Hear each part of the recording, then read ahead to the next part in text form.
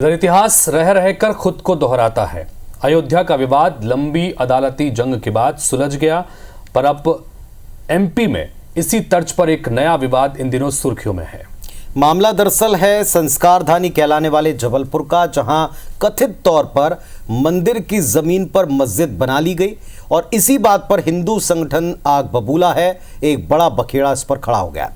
बात तो यहां तक पहुंच गई कि रातों रात कार सेवा की चेतावनी सीधे सीधे प्रशासन को दी जा रही। ऐसी नौबत बनी कैसे, क्यों बनी? क्या यह सियासी मामला है या विशुद्ध व्यवस्था का फॉल्ट है? एक रिपोर्ट देखें।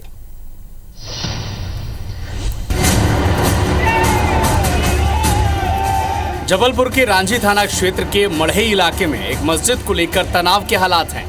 गुरुवार 26 सितंबर को विश्व हिंदू परिषद और बजरंग दल ने इस मस्जिद को हटाने के लिए कार सेवा करने की कोशिश की। विश्व हिंदू परिषद का आरोप है कि गायत्री बाल मंदिर की जमीन पर अतिक्रमण कर इस मस्जिद को बनाया गया है।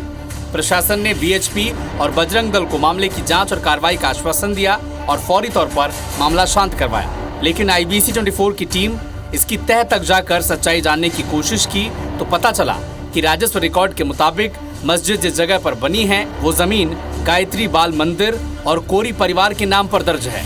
इस जमीन के मालिक की तरफ से आज तक कोई शिकायत नहीं की गई है, लेकिन विश्व हिंदू परिषद साल 2021 से मस्जिद की जमीन को अवैध बताकर कार्रवाई की मांग कर रहा है।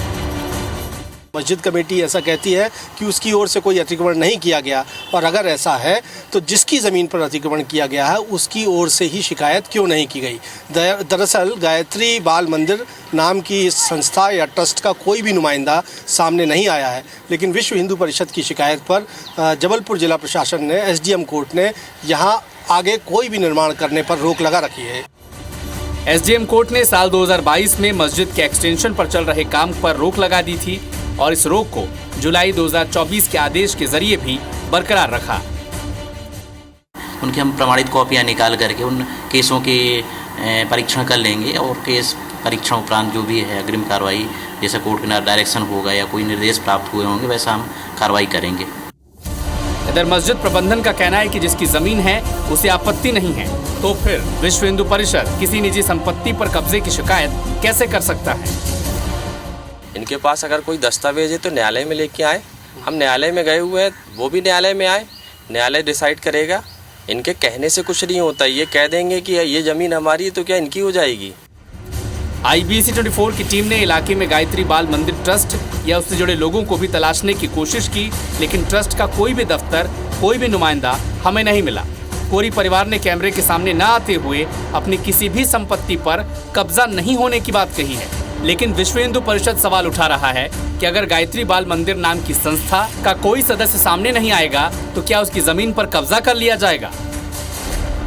अगर 169 खसरा नंबर बाल गायत्री मंदिर का कोई स्वामित्व तो नहीं आ रहा सामने, कोई परिवारजन उसका सामने नहीं आ रहा है, तो इसका मतलब आप लैंड जिहाद करोगे।